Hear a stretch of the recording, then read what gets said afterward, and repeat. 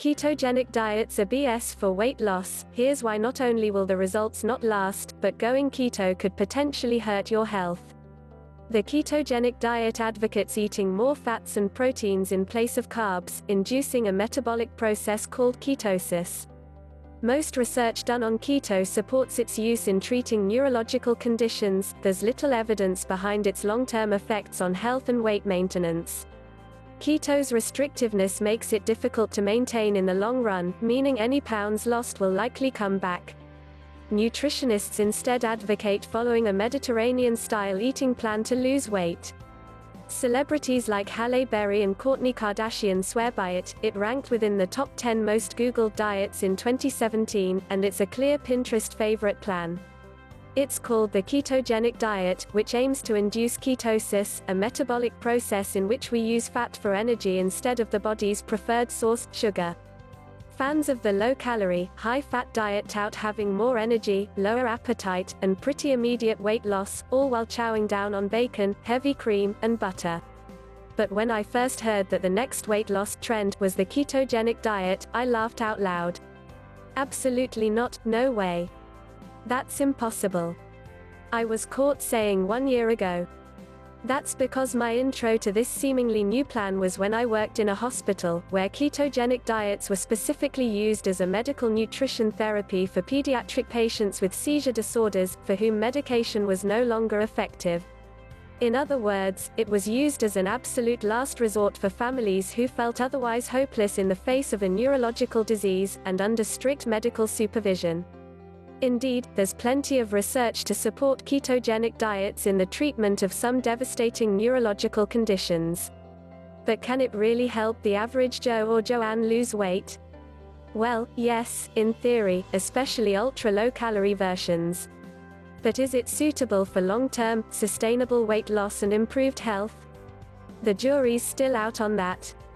How the keto diet works: in regimented keto diets, only 10% of total calories per day, about a measly 20 grams, come from carbs, 20% from protein, and a whopping 70% from fats. Since our bodies preferentially use carbs for energy, cutting them means we have to use something else to keep organs functioning. Our bodies then turn to the glucose stored in our muscles as glycogen for fuel. What else happens when we break down muscle glycogen? We lose water weight. Our muscles store about 3 grams of water for every gram of glycogen, meaning we can lose quite a bit of weight right away when we tap into glycogen stores for fuel. That's why someone who loses weight in just 1 week from a low-carb plan is likely losing water weight, not necessarily real weight that stays off over time. What's more, studies that have examined the efficacy of the ketogenic diet for weight loss have a few questionable similarities. First, they use the keto diet in conjunction with an extremely low-calorie plan, under 1,000 per day, which makes it difficult to determine what caused the actual weight loss. Second, they all question the long-term impact on your heart of eating mostly saturated fat, not to mention how hard and boring it is to eat mainly coconut oil and butter for months on end. The keto diet's undeserving rise to fame. So why is social media blowing up with all things #keto all the time? Well, most of us eat too many carbs to begin with. About half of our calories should come from carbs, according to the USDA Dietary Guidelines for Americans. That's about 250 grams per day for a 2,000-calorie diet. When you consider all of the grain-based foods and sneaky sources of added sugar, it's easy to eat a lot more than the recommended amount. Contrary to what social media hashtags would have you believe, there's not much to suggest that it will improve athletic performance. Keto also ranked dead last, down with another joy stealer, the Whole30 diet, on the US News and World Report's best diets list. The lack of research on long-term outcomes, hard-to-follow regimen, and potential health hazards all alarmed the panel of experts. Science simply doesn't support the notion that keto diets keep weight off in the long run, unlike the evidence-backed Mediterranean-style plans. Ketogenic eating may actually increase your risk for kidney and liver problems, plus osteoporosis. Why the keto diet will probably backfire on you. Since carb-filled foods contain the highest amount of water and dietary fiber, it's crucial to consider both the immediate side effects, constipation, and future ones, increased risk of GI cancers and decreased immune function, of cutting them out. Besides constipation, crabbiness, and making it difficult for others to make plans with you, keto may lead to other health concerns too. Since research has yet to follow participants for more than a year, it's difficult to say with certainty that other problems, like an increase in LDL, bad cholesterol, won't arise as well. But the real reason why keto plans fail most of us is that they're not sustainable for the long term. Holidays, vacations, work functions, there's likely at least one scenario in which you'll find yourself eating higher carb foods.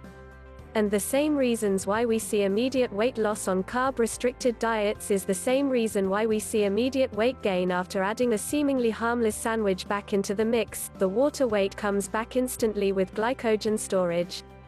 The bottom line, any diet that's as extreme as keto, to the point where it's often implemented under the supervision of an entire medical team, won't translate into everyday life. And when it backfires, as it always does, the shame and feelings of inadequacy hit us even harder when we've put so much darn work into it. It's for that last reason alone that I don't recommend the keto diet. It can be so downright discouraging when we fall off the wagon that it seems completely pointless to eat healthier at all. Keto diets rely on an extreme technique to, temporarily, move the scale down a few pounds, and basically eliminates all joy associated with eating real food and living life. Since restriction for life is downright impossible, cut back on ultra-processed, high-carb foods like sugary beverages and tons of refined grains, and fill up on more nutritious carb choices, like veggies, fruit, legumes, low-fat dairy, and 100% whole grains to maximize long-term weight loss, health, and happiness. Want to see what that looks like? Check out this 7-day, 1,800-calorie meal plan developed to help you lose weight safely and sustainably. Understandably, readers had a lot to say in response to this piece. You can learn more about Jackie's reasoning and see her replies to the top comments in support of keto here.